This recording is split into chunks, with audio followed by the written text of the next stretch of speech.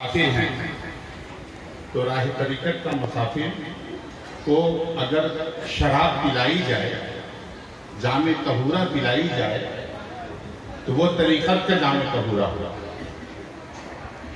ورنہ شریعت سمجھانے کے لیے تو پوری دنیا میں علماء اسلام 72 فرقے میں بٹے ہوئے ہیں، ہر کوئی اپنی شریعت پیش کر رہا ہے۔ اہل حدیث اپنی شریعت پیش کر رہا ہے، رضوی اپنی شریعت پیش کر رہا ہے، دیوبندی اپنی شریعت پیش کر رہا ہے، اسماعیلی اپنی شریعت پیش کر رہا ہے، شیعہ اپنی شریعت پیش کر رہا ہے، قادیانی اپنی شریعت پیش کر رہا ہے، احمدیہ اپنی شریعت پیش کر رہا ہے۔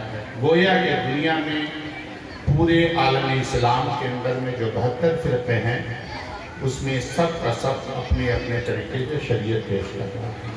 پھر ہم اس 72 کے گروہ کے اندر ہیں یا اس سے الگ ہیں؟ سوال۔ تو اسلام کے 73 فرقے، 72 ناری اور ایک جنتی۔ جنتی فرقہ کون ہے اور کیوں ہے؟ سوال۔ اگر ہم جنتی ہیں تو میرا نقطہ نظر کیا ہے؟ اگر ہم جنتی ہیں، راہ طریقت پہ چلنے والے لوگ ہیں، تو شرعی نظام میں رہنے کے باوجود بھی ہمارا طریقہ عام مسلمانوں سے تھوڑا الگ ہٹ کر کے کیوں ہے نا بھائی؟ آپ ایک چھوٹی سی مثال کو دیکھ لیجیے۔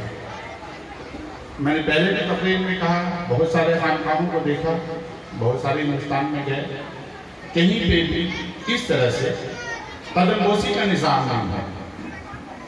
تو اگر قدم بوسی کا نظام نہیں ہے، مان لیجیے کہ ہمارے بیچ میں جو سب سے چھوٹے پیر صاحب ہیں، اکثر روز شاکر صاحبزادے ہیں، لیکن ایک 80 برس 90 برس کا بھی بزرگ ان کی قدم بوسی کیوں کرتا ہے؟ کیا شریعت میں اس بات کی اجازت ہے اور کیا طریقت میں اس بات کی اجازت ہے؟ یہ دو باتیں ہم کو سمجھنا پڑے گا کہ آخر ہم یہ نظام لائے کہاں سے؟ کیا ہمارے مسکین علی شاہ چراغ بنگالہ ان کے یہاں سے لائے ہیں؟ یہ نظام خواجہ نظام الدین اولیاء کے یہاں سے لائے ہیں؟ خواجہ غریب نواز کے یہاں سے لائے ہیں؟ آخر یہ نظام آیا کہاں سے؟ کیونکہ یہ نظام میں نے شروع نہیں کیا، یہ ہمارے پیر یا ہمارے دادا پیر یا ہمارے پردادا پیر یا ہمارے چھردادا پیر نے نہیں کیا، یہ نظام چلا آ رہا ہے 1400 برس سے۔ آئیے میں آپ کو اس طرف لے چلتا ہوں۔ نبی کریم صلی اللہ علیہ وسلم ایک دن عصر کا وقت تھا، امام صاحب آپ کی طرف خصوصی طور پر اس واقعے سے متعلق، عصر کا وقت تھا، حضور صلی اللہ علیہ وسلم مسجد نبوی میں نماز پڑھا رہے ہیں۔ نماز ختم ہوتی ہے، دعا سے قبل آپ مقتدی کی طرف گھومتے ہیں اور فرماتے ہیں، مجھ کو دیکھو اور عبادت کرو، مجھ کو دیکھو اور عبادت کرو۔ اب تمام لوگوں نے جو ہے حضور صلی اللہ علیہ وسلم کو دیکھا اور جو ہے سبحان اللہ والحمدللہ ولا الہ الا اللہ واللہ اکبر تسبیح پڑھی جاتی ہے، تسبیح پڑھنا شروع کیا۔ آپ بھی پڑھتے ہیں، ہم بھی پڑھتے ہیں، سارے لوگ پڑھتے ہیں۔ تو معلوم ہوا کہ حضور صلی اللہ علیہ وسلم مسجد نبوی میں تشریف رہ کر کے اور اپنے صحابہ کرام کو یہ حکم دیا کہ مجھ کو دیکھو اور عبادت کرو۔ اچھا آپ بتائیے کہ ایمانداری اتنے سارے لوگ بیٹھے ہوئے ہیں، ادھر جو بیٹھے ہوئے ہیں یہ زیادہ تر پیر صاحب لوگ ہیں یا پھر بہت پرانے ہیں، یا پیر صاحب سے بہت جڑے ہوئے لوگ ہیں۔ آپ ایک بات بتائیے تو کیا آپ پیر کے تصور کے بغیر عبادت کرتے ہیں؟ ہاں یا نا میں جواب دیجیے۔ تو جب آپ پیر کے تصور میں بیٹھ کر عبادت کرتے ہیں تو معلوم ہوا کہ یہ نظریہ یہاں سے نہیں آیا، یہ مسکینی کے ساتھ چراغ بنگالہ کے یہاں سے نہیں آیا، یہ نظریہ محبوب اللہ نظام الدین اولیاء کے دربار سے نہیں آیا، یہ نظریہ خواجہ غریب نواز کے یہاں سے نہیں آیا، بلکہ یہ نظریہ آیا ہے، یہ طریقہ آیا ہے نبی کریم صلی اللہ علیہ وسلم کے زبان مبارک سے نکلے ہوئے الفاظ کے ذریعے۔ اسی لیے ہم اپنے پیر کا تصور کرتے ہیں۔ وہ پیر صاحب کی عمر کتنی ہے، ان کی سفید اتنی بڑی بڑی داڑھی ہے کہ نہیں کہ وہ پیر صاحب کی عمر 1200 برس کی ہے، یہ مسئلہ نہیں ہے۔ مسئلہ ہے کہ جو راہ طریقت میں نور کا امین ہوتا ہے، نور ولایت کا امانت جس کے سینے میں محفوظ ہوتا ہے، وہ وقت کا پیر ہے۔ آج سے پہلے ہمارے آپ لوگوں نے جن لوگوں نے دیکھا ہوگا، میں نے دیکھا نہیں سنا، ڈاکٹر عزیز الدین احمد چشتی رحمۃ اللہ علیہ، اس کے بعد ہم نے اپنے حضور کو دیکھا۔ تو یہ نور محمدی کی امانت جو لیے چلے آ رہے ہیں 1400 برس سے، آپ ان کا احترام کر رہے ہیں، ان کا تصور کر رہے ہیں، تو معلوم ہوا کہ ہمارے راہ طریقت میں جو شے ہے، آج بھی آپ دیکھیں گے اثر کے وقت میں امام صاحب چاہے جس فرقہ کا، آپ بھی کو پوچھیے امام صاحب سے، جس فرقہ کی مسجد میں جائیے امام صاحب گھر جاتے ہیں، سب پوچھیے کہ بھئییا 5 وقت کا نماز ہوتا ہے شریعت کے قانون کے حساب سے، آپ صرف اثر کے وقت میں ہی مغربی کی طرف کیوں گھوم جاتے ہیں؟ فجر میں کیوں نہیں گھومتے؟ ظہر میں کیوں نہیں گھومتے؟ عصر میں کیوں نہیں گھومتے؟ تو معلوم ہوا کہ سنت رسول اللہ پہ چل تو رہے ہیں، مگر بنیاد نہیں معلوم ہے کہ تصوری محمدی گھمانے کے لیے، دکھانے کے لیے آپ کی طرف گھما جا رہا ہے۔ تو یہ حدیثیں موجود ہیں۔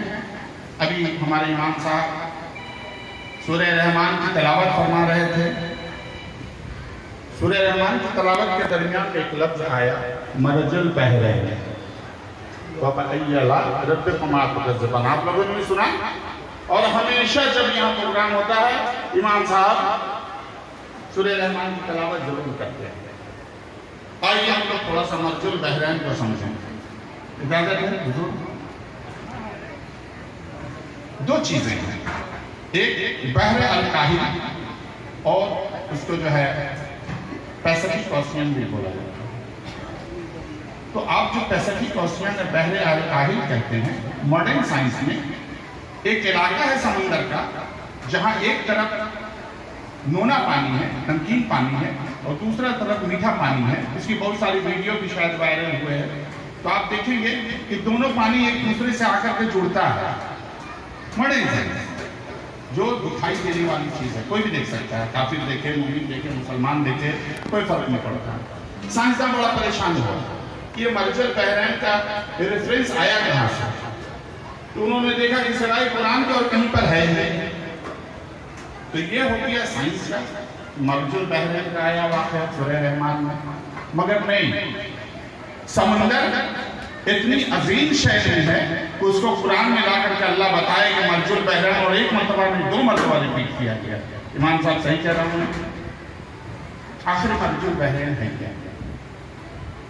نبی کریم صلی اللہ علیہ وسلم کے والد مبارک سے جب حضرت آمنہ کے شکم مبارک میں نور منتقل ہوا، اور نبی کریم صلی اللہ علیہ وسلم کے توسل سے خاتمہ جنت ما فاطمۃ الزہرا کی طرف نور منتقل ہوا، تو پھر ان 2 نوروں کے درمیان میں مولا کائنات اور خاتمہ جنت ما فاطمۃ الزہرا کی شادی ہوئی، پہلے عرش اعظم پہ جنت میں، پھر اس کے بعد زمین پہ۔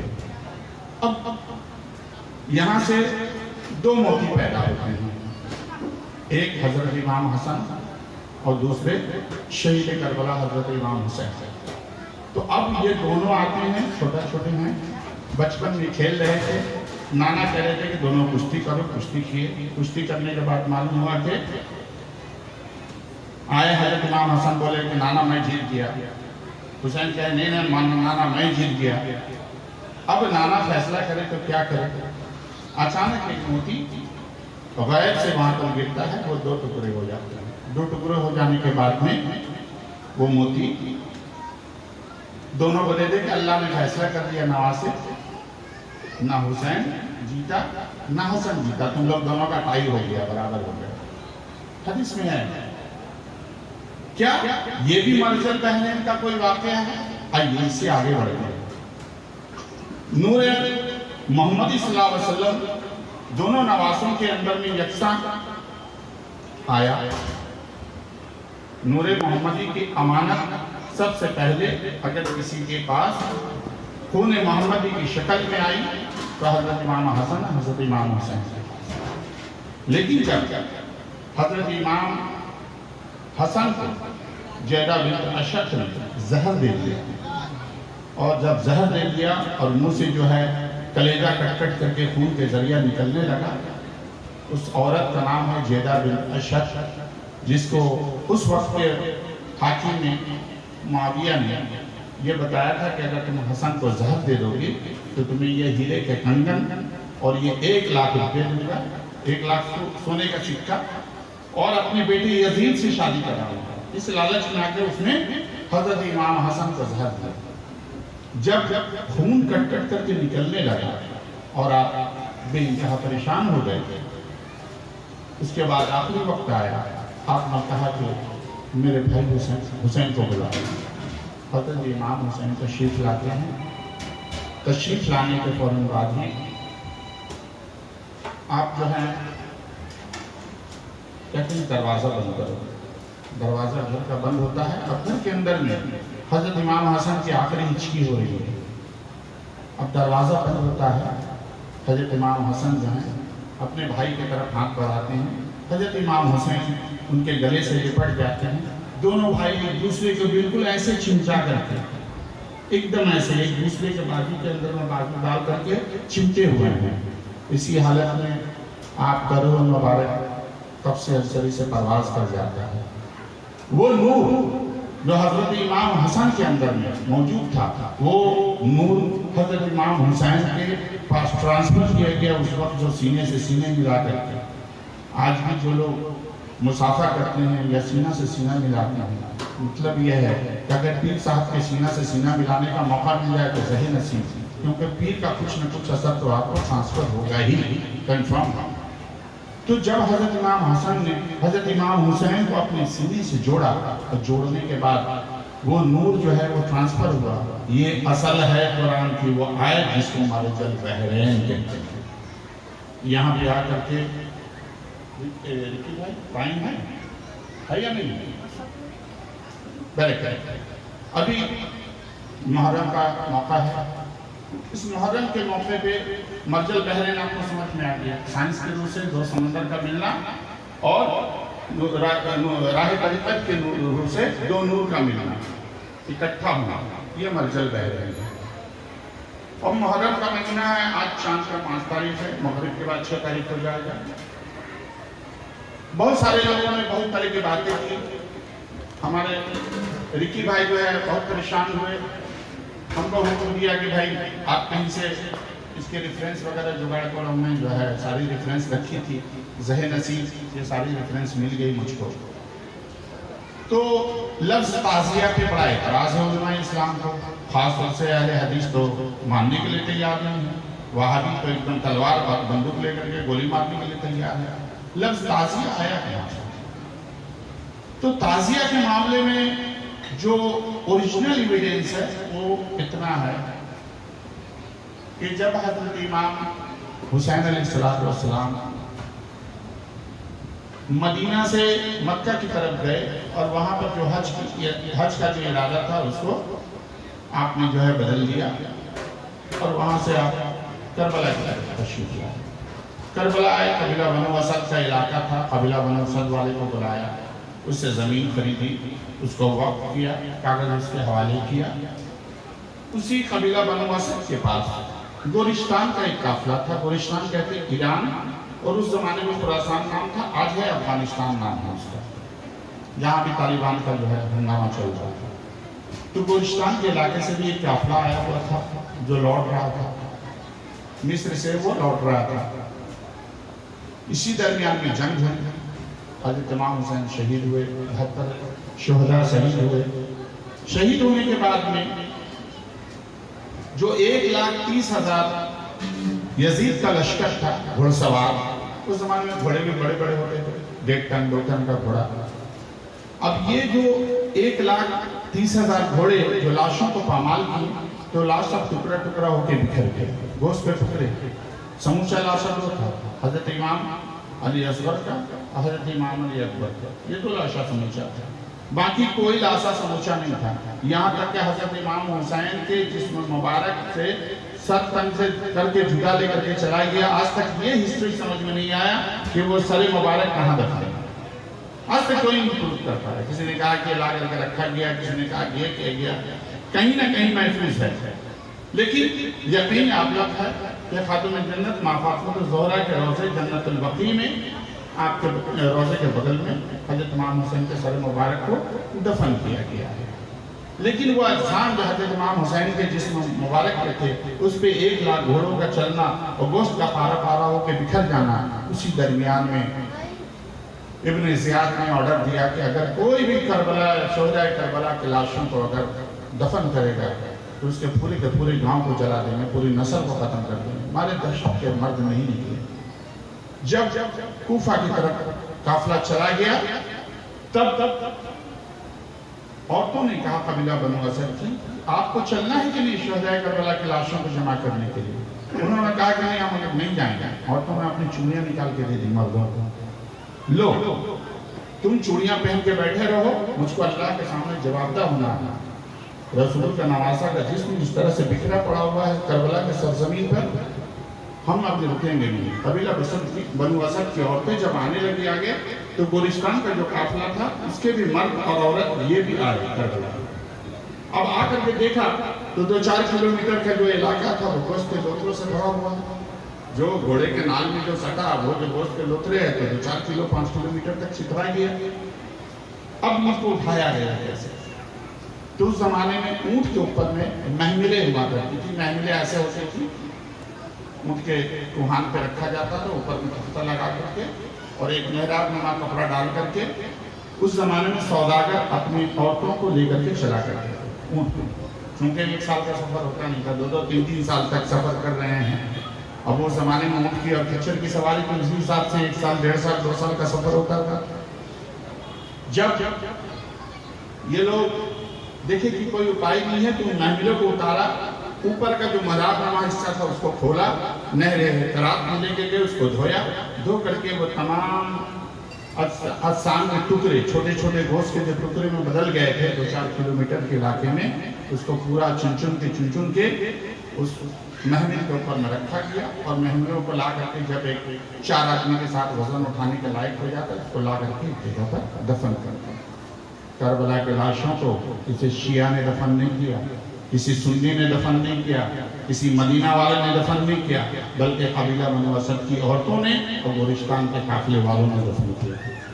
وہ بھی سموچا لاش نہیں، چھوٹے چھوٹے ٹکڑے، پیسز آف دا فلیش، گوشت کے ٹکڑے تھے، دفن کیا. جب سارے اجسام چن کر کے دفن کر لیے گئے تو اس محملوں پہ پھر کسی نے سواری نہیں کی. وہ محملیں گئی گورستان میں جا کر کے وہاں جو اس زمانے میں جو گورستان کے امیر ہوا کرتے تھے اسے بہرام کہا جاتا ہے. تو جو بہرام گور ہوا کرتے تھے وہ اس زمانے میں حضرت علی کے زمانے میں بہرام گور 6 تھا، اور حضرت امام حسین کا جب کربلا کا معاملہ ہو رہا تھا تو بہرام گور 7 تھا، 7واں. تو بہرام گور 6 کو حضرت علی کرم اللہ وجہ کی طرف سے جو ہے اجازت ملا تھا کہ آپ ہماری جانب سے آپ گورستان کے اوپر میں حکومت کیجیے، یعنی ایک طرح سے گورنری عطا ہوئی تھی. جب ابن زیاد کا ظلم شروع ہوا، جب بنو امیہ کا ظلم شروع ہوا، جب کربلا کا معاملہ بھی شروع ہوا تو پورے ورلڈ کے اسلامی نشان اور جھنڈے جو ہے اتار لیے گئے، سوائے گورستان کے کسی علاقے میں جھنڈا موجود نہیں تھا. اگر حسینی علم کہیں تو موجود تھا تو صرف اور صرف گورستان میں موجود تھا. گورستان کے پٹھانوں نے اس علم کو جھکنے نہیں دیا. آج بھی گورستان کا افغانستان کا علاقہ ہے، وہاں پر یا حسین چاہیے، جو چاہیے وہ لوگ دینے کے لیے تیار ہے. اتنی عشق ہے، اتنی محبت ہے حسین سے. پھر وہ جو محملوں کو لے کر کے آئے اور اس پہ پھر کوئی سواری نہیں ہوئی. آ کر جب ساری باتیں بتائی تب کہیں جا کر کے ہر محرم کے موقع پہ وہ محملیں آتی تھی کاندھے پہ، یہاں تک کہ 1920 تک 1920 تک جب تک خلافت عثمانیہ کا ڈیزالو نہیں ہو جاتا ہے. ہمارے وکی بھائی یہاں پر موجود ہیں، ہسٹری بہت اچھے طریقے سے جانتے ہیں. جب ترکی میں خلافت عثمانیہ ڈیزالو ہو گیا اس زمانے تک محملیں آتی تھیں، ایک مصر سے اور ایک حجاز سے. وہ دونوں محملیں کعبہ کے چاروں طرف چکر کاٹا کرتی تھیں. لیکن وہ محمریں جو ہوتی تھی پورے محراب کے ساتھ سجا کے ڈیزائن کے ساتھ لے کر کے وہ آیا کرتا تھا۔ جب ابن سعود کی حکومت آئی اور اس نے اپنے نام سے سعودی عربیہ بنایا، عبد الوہاب نجدی کے فلسفے کو پوری دنیا اسلام پہ لاگو کرنا شروع کیا، راہ طریقت کو ریجیکٹ کیا، اپنی عشق محمدی کو ریجیکٹ کیا، عشق اہل بیت کو ریجیکٹ کیا، تب کہیں جا کر کے یہ سارے اعمال بند ہوئے۔ اسی درمیان میں آئی تھنک 1870 یا 1875 میں ایک عظیم آباد اس زمانے میں پٹنہ کا نام عظیم آباد ہوتا تھا، اورنگزیب عالمگیر کے ایک بیٹے کا نام تھا عظیم الدین خان، اسی کے نام سے پٹنہ شہر کا نام پاٹلی پترا، پاٹلی پترا کے بعد عظیم آباد کے بعد اب اس کو پٹنہ کہلاتا ہے۔ تو عظیم آباد سے ایک شخص گئے تھے حج کرنے کے لیے، پاکیادہ پیدل حج کرنے گئے تھے، انہوں نے اپنی آنکھوں سے جو دیکھا اس کو پوری تحریر کی، اور تحریر کرنے کے بعد یہ ثابت ہوا کہ تعزیہ کعبے کے اندر میں لے کر کے گھوما جاتا تھا، 7 طواف کیا جاتا تھا کعبے کا، لیکن یہ وائے بدقسمتی کہ عبد الوہاب نجدی کے چیلا چمندہ اور یہ ابن سعود والوں نے جو ہے یہ تعزیہ داری کعبہ کے اندر میں بند کیا، اور طاقت کے بل پر، پیسہ پیٹرول ڈالر کے بل پر یہ پوری دنیا میں تعزیہ داری بند کرنا چاہتے ہیں۔ امام حسین سے عشق محبت کا جو کنیکشن عام مسلمانوں کے درمیان میں ہے، خصوصی طور پر جو راہ طریقت پہ چلنے والوں کا جو تعلق حضرت امام حسین سے اور فرزند پاک سے ہے، اس کو کاٹنے کے لیے یہ پوری کی پوری سازش کی جاتی ہے۔ بس مجھے یہی کہنا تھا۔ وآخر دعوانا الحمدللہ رب العالمین۔ السلام علیکم۔